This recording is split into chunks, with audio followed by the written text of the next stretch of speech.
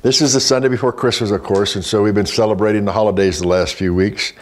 And I gave 2 talks about the season of light and rebirth, one of them, and then the last Sunday was being the light within and how we're allowing that more during this time.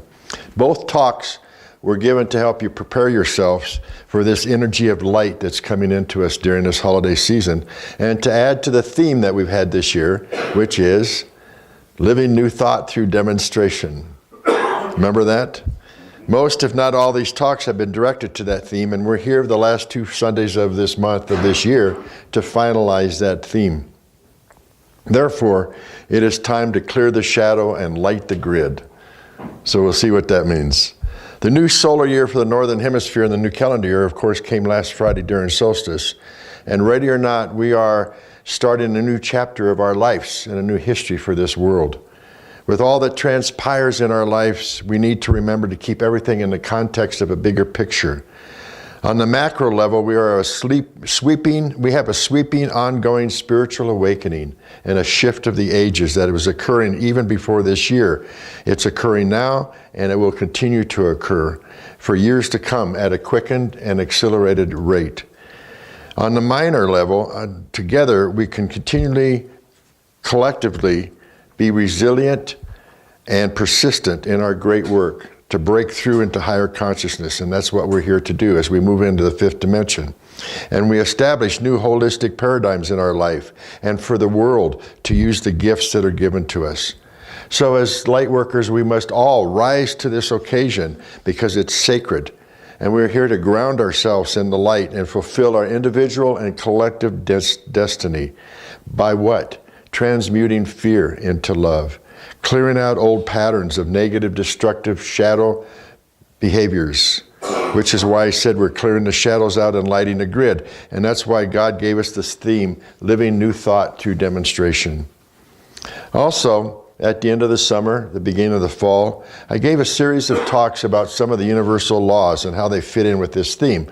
And there's a number of other ones I still have that I will continue to give those next year. But for today, let me go back and remind you of the ones that I shared with you earlier. First of all, I introduced the series by speaking of working with the law. And it's very important to remind you all now that we are a new thought spiritual center, meaning that we connect to divine love, the oneness of the creator of all that is. That means that how we are, God created us, and God lives through us and creates through us. We don't have rules or dogmas to guide us, but we have principles, and that is important. Therefore, new thought is a way of being because the highest principle is God and all the laws that come from that. As we open up to our deeper truth, we end up being God and allowing God to work through us in all situations, as stated in the spiritual mind treatment, and we end up creating the lives that we've come here to create. So it's very important what I'm going to, as I'm sharing and remind you of these, to keep them in mind because we're going to do something with it at the end. So if we're here to look at how we are to create the lives we are, that's because that's what we're here for, to create a better life for ourselves day by day, moment by moment, to open up to creating what it is that we want in our life and in our world. So as we do that, we create it first of all for ourselves, and then for everyone that we come into contact with. As I've talked about how we can be the light and the guardian for other people as they come into our lives. So I am thrilled as the minister as to what can happen in your life, each of you, in all of our lives, as we submit to the laws of the universe and the life. And as we deepen our understanding, as we explore these concepts and actually take them home and work them in our lives. And then we begin to harmonize our lives with laws that govern the universe. So remember, beloveds, nothing is too big or too small when you're working with the law. It doesn't take any more effort to go after big dreams that you have than it does the small ones. It takes the same energy. So then after that, I talked about the law of attraction, which basically states you attract to you people, places, and situations that match the vibration of your energy. So also it talks about how, again, we come back to desire. To desire is to expect. To expect is to achieve. And that's what we're here for. And so it brings up a question. How do you make yourself think so that the part of you that wants to win can get over the part of you that doesn't want, that's afraid to? How do you make yourself think so that you can have really what you want instead of being afraid and having that get in your way? Those are great questions to ask ourselves as we talk about these laws. How do we make ourselves think so that the good that we desire can manifest in our lives and create? That's what it's there for. That's what this lesson is about. The underlying law or principle that regulates supply in our world of effects has two important phases. First is desire. You have to have the desire for what it is that you want. And then secondly is expectation, knowing that it will come to you if you believe. These mental attitudes represent lines of attractive force. The former, desire, is the positive phase of the law, and the expectation is the negative, because we have like yin and yang. These phases must be compiled with to obtain the best and greatest results. We need both of them. The first phase of desire embraces a positive process of attention, such as the law that says, ask and you shall receive. That is desire. And then the second thing is knowing that it's going to come. But when we, as an individual, earnestly desire a thing, we set up a line of force that connects that person with the invisible side of the good that you desire. Because it's all energy. So you got to know this. As soon as you ask for something, it's there. Maybe not totally in manifested physical form, but it can be the more your desire becomes stronger. But on the journey, if you should weaken or change your desire, then that particular line of force is disconnected, or it misses the goal. And then we go, well, I asked for this and it never came, not paying attention to how we blocked it in coming to us. But if you remain constant in your desire and ambition, the good that you have requested and demanded is sooner or later realized in part or in entirety in your life. The principle involved here, remember I said we have lived by principles. The principle involved is that you cannot long or yearn for anything unless it already exists, if not in form, at least in substance of some sort. Even having it as a thought in your mind, a feeling in your heart. And the desire is the motive power for calling it forth into physical appearance or physical appearance. So it's there, and then you have a desire, and then it manifests. Sounds simple. Then I talked about the law of thinking.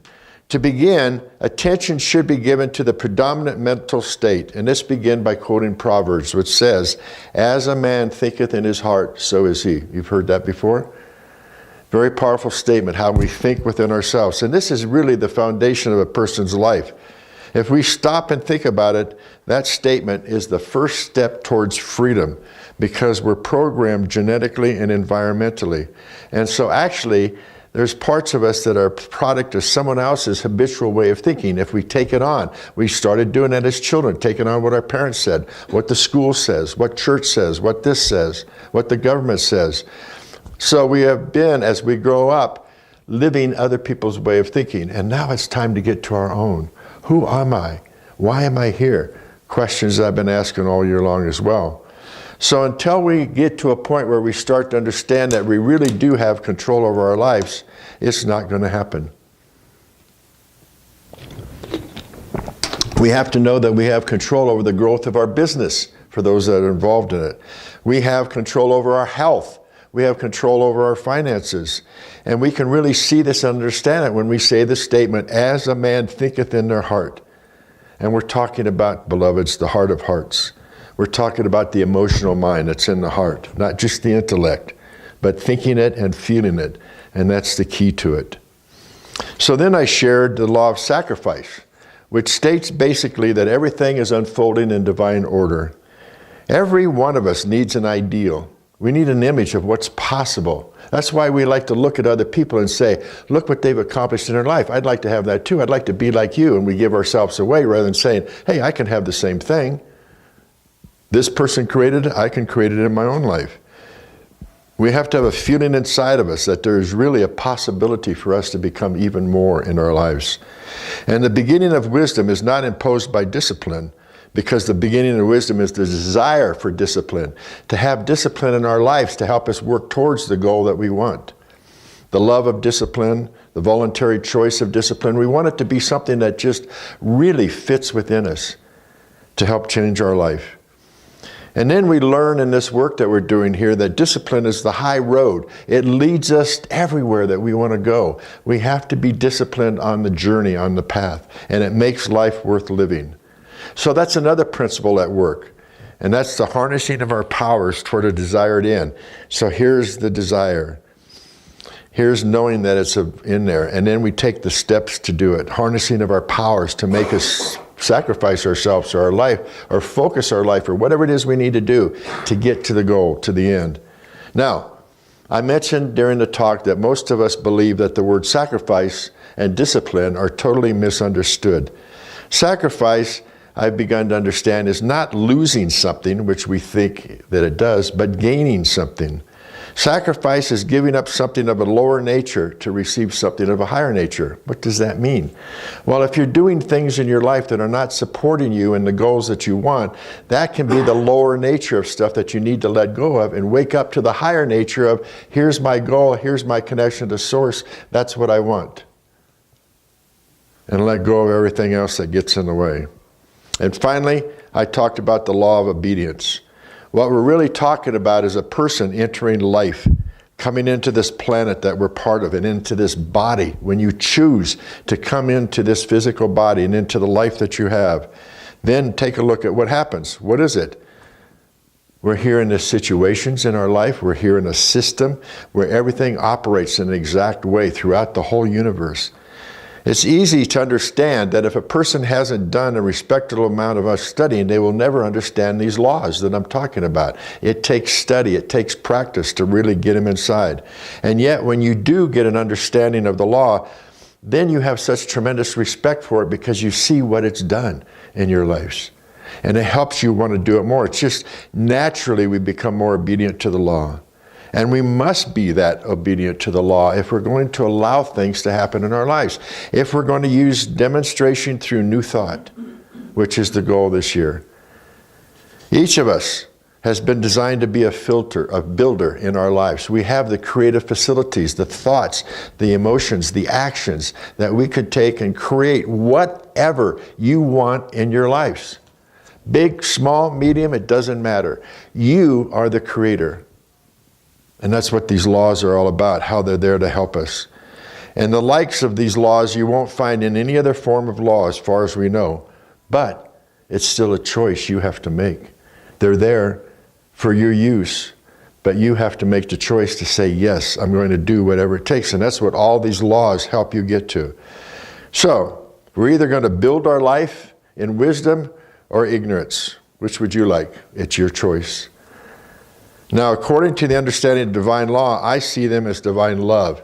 I really believe the laws as God's uniform and orderly method of life. It's God's modus operandi, how we operate in our lives. So these talks have showed us that if we live by the universal laws and we live by principle, which is another word for law, then we start with the first principle of law, God.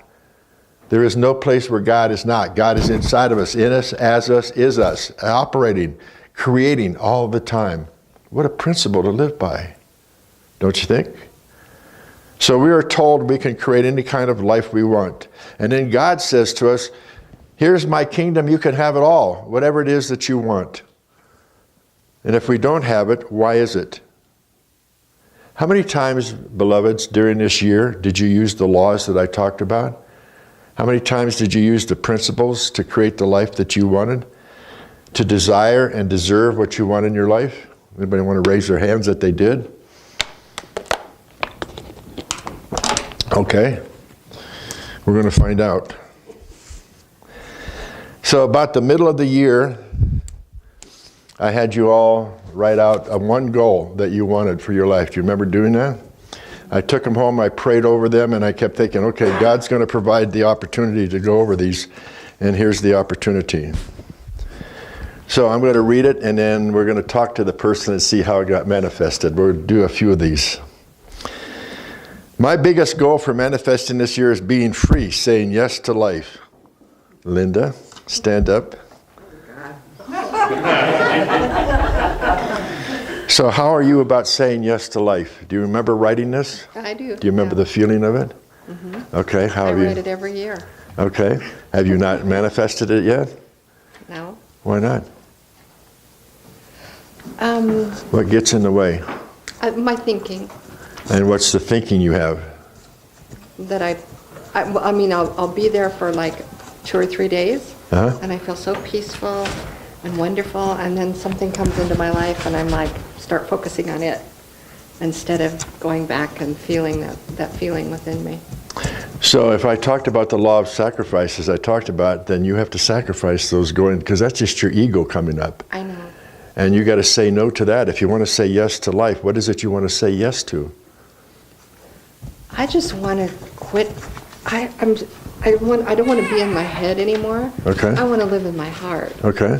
And my head just keeps telling me all these things, you know, and I have to let go of that. And I do that constantly during So, the day. sweetheart, you have the power right now to say yes to everything that comes your way.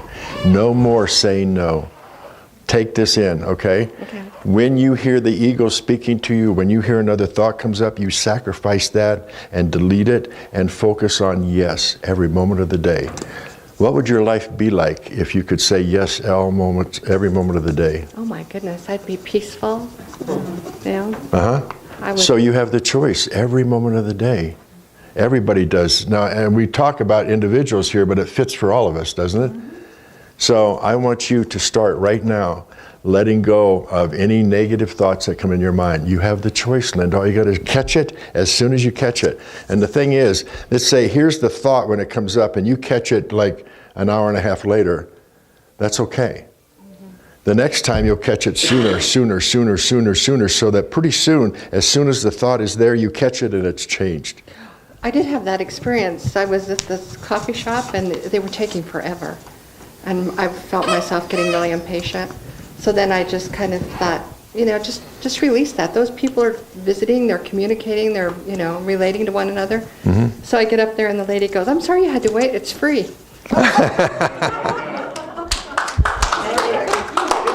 So yes, I can understand that. Okay. And I do that sometimes. You know Cesar Chavez that has the dog whisper? Uh-huh. Every time a thought comes up, I do that. I go, but then people kind of think you're crazy too. Whatever works, you know. So there was one time I had an issue going on because of a teacher I had, and I was supposed to get together this person. My negative mind was going on all afternoon long, and I kept trying to meditate and calm it down and go, it's going to be okay. And finally, as I was getting ready to go in the car, it became very strong. You ever see the pictures like the devil on one shoulder and the angel? Which one do I want to pay attention to? And so I said to my mind, shut up. I don't want to hear you. And I started doing it some more, and I said, shut up. I don't want to hear you. And you know what it said to me? What? Okay, as long as you heard me. And I said, I heard you, but not anymore. You know? And it disappeared. So I bless you right now, okay? You've got to support everybody here that from now on, we're working on manifesting in your life, demonstrating. Visualize a whole day where you just say yes to life, yes to God inside of yourself. And see what happens. All right. We'll check in with you later. Okay?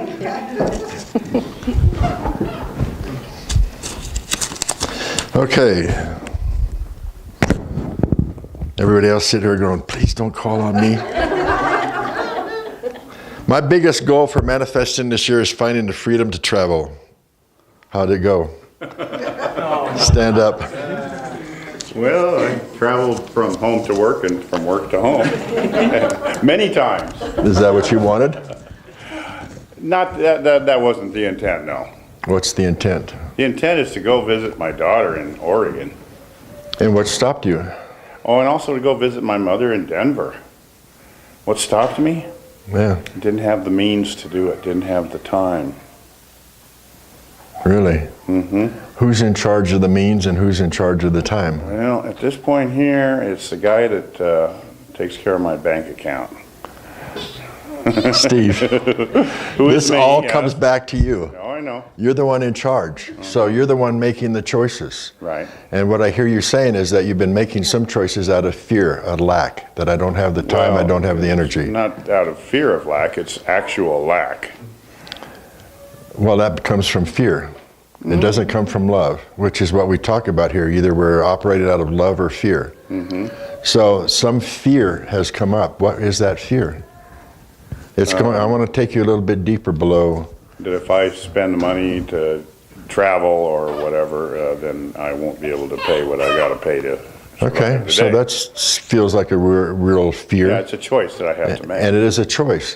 What if you chose the opposite? Then I guess I just wouldn't pay that bill.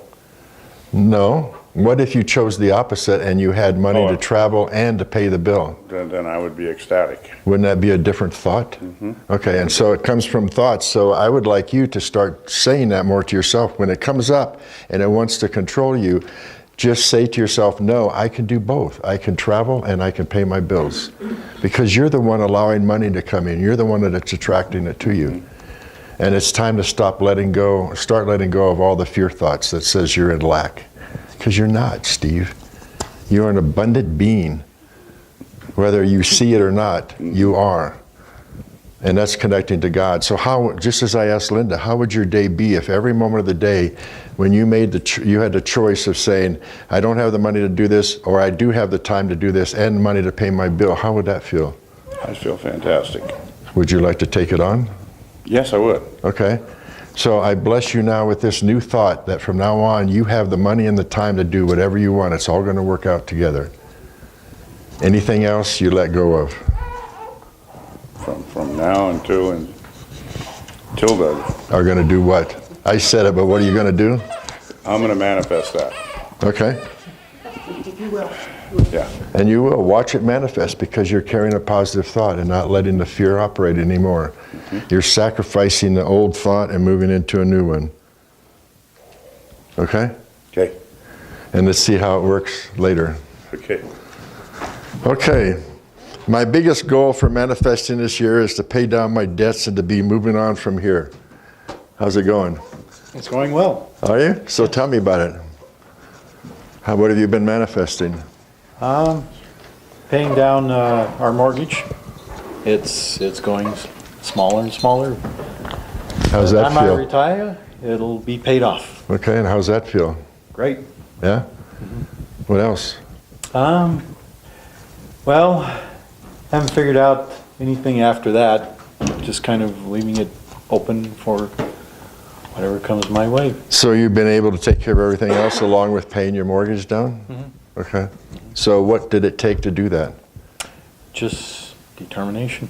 Okay. And belief? Yes. Okay. How's that feel? So whatever, It's good. now you've learned and you've taken some of these tools and you've made it work in your life. So now you know that it works, that from the next thing that comes up and says, I want this, you know how to apply it. Like I said, it doesn't matter whether it's big or small, it all operates the same law. Right? Okay. Good. We'll see what else you're going to manifest. She's not here.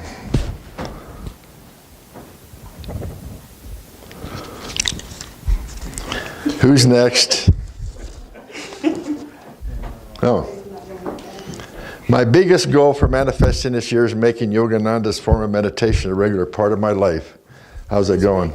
Say it again, I didn't hear you. Stand up, please. Your biggest goal was to make Yogananda's form of meditation a regular part of your life. Do you remember that? Oh, yeah. How's it going? Actually, it's been going okay.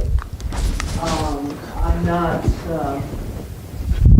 he recommends half an hour in the morning, half an hour in the evening. And I normally get half an hour in the morning, though not always.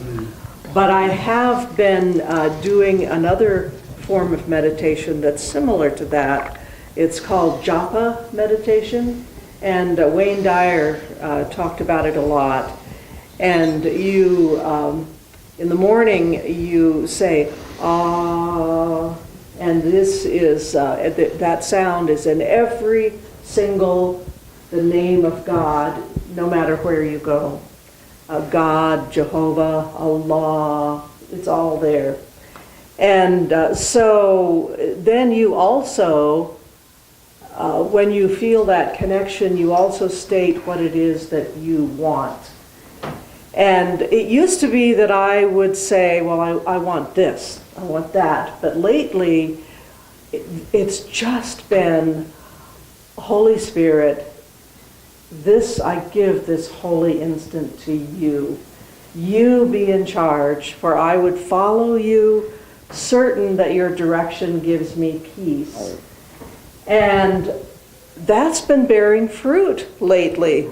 So, it takes a while to build that up. It doesn't just, you don't start doing it and then all of a sudden it happens. It just takes a little time. But a couple of weeks ago, I was at Petco, where I sell books after church and on Tuesday afternoons. And sometimes I go in there and set up my table and think, why am I doing this? I'm never going to sell a book. But I've noticed that lately I set up my table and there's this sense of openness. And I just know that I might just sell a book. And if I don't, it's okay. But the first time that I really felt that strongly, I set up my table and thought, I don't know, it's this openness. It's this, like, everything is possible. And people would come by and talk, but they wouldn't buy a book.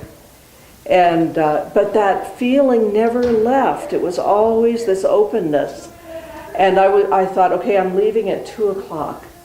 1:59 p.m., a lady came in and bought a book. And then I needed some landscaping done in my yard, and I wasn't sure quite how I was going to pay for it, but there was just this sense of openness. And so I contacted the landscaper, and he took out some things that have grown up over the years that other owners hadn't noticed. And just the openness that created in my yard is very similar to the openness I've been feeling in my life. And I was talking to somebody on the phone about it, and as I was talking, I thought, oh, but this can't last. And that thought lasted about 2 seconds, and then it was gone, and this openness returned. So I think the Yogananda meditation combined with the japa meditation, even though I'm not doing it as often as I should, is creating this openness. And it's just really cool to watch and see what's going to happen next. That's great. Thank you for sharing all of that. And yeah. it's about how we, even if you were thinking about doing something else, has made it work out. But there's something I want to address. With everybody I've talked about so far, and as I said, we all have thoughts. We're the ones that give power to them. Otherwise, it's just a thought. You could look at it and say, okay, here's a thought. I have no connection to it. 2 things I heard you say was, sometimes it takes a lot of time. You can't just manifest it or have it happen. And I'm like, why not? There's a thought that may not work for you anymore. Maybe you need to change that one and say it can quickly happen. And then at the end, you said, oh shoot, I forgot what it was. Do you remember what you said right at the end? No. There was a thought that came out that says, I don't use it as often as I should. And I'm like, let go of that, because I'm using it as much as I can. Watch that you're finding fault with yourselves, not finding fault with yourselves and saying, oh, I should be doing it more. No, I'm doing it right now, and it'll expand from there. Oh, thank you. That's Okay. a wonderful thought. Thank you. Thank you. Okay, let's do one more.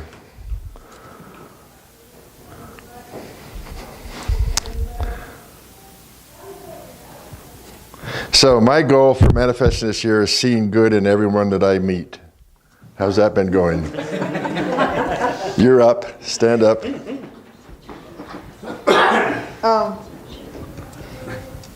Thinking back on that, I could have had a better goal. But that was a good one.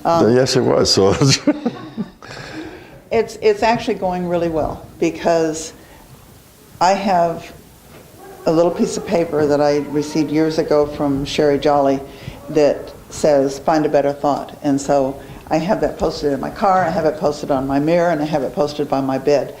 And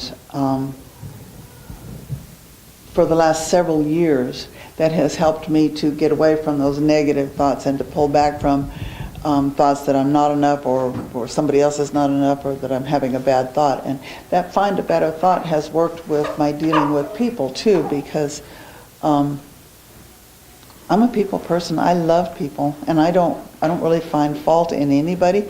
But what I've learned to do is not be critical of them. It's not finding fault, but it's like, let's move along here, or let's, like you with the coffee. Come on, let's go. I got things to do. So I'm still working on that, but that little piece of paper reminds me to find a better thought always, and more specifically when I'm dealing with people, because sometimes people give you the challenge that you need to learn about yourself. Right. So that's what I wanted to say to you. That's a perfect thought for you, because for all of us, we have to remember that our thoughts about other people are thoughts about ourselves first. And so if we have a judgment about somebody, we need to go, okay, as you just said, what is that teaching me? What do I need to go inside and change here? How can I love myself more so that I can love other people? So you get to be the teacher for us on loving other people. Okay. Loving yourself and loving other people. I'm learning to love myself better, and I've already learned to love other people, So- because I know they're a lesson for me. Yeah. So take that thought even stronger about loving yourself, my dear. I'm working on it. That's what it's all about. working on it.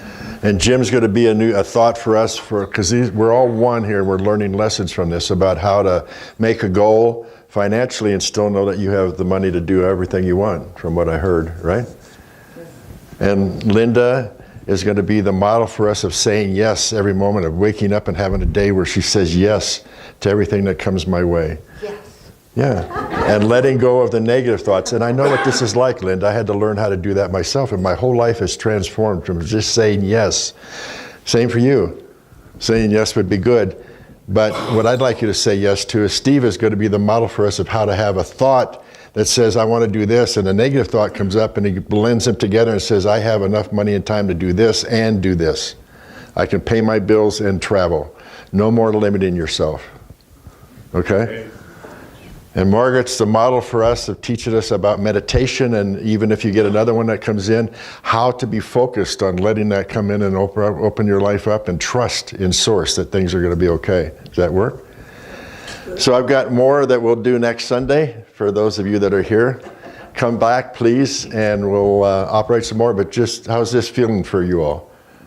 A little bit more practical understanding and connection to it, okay? Namaste.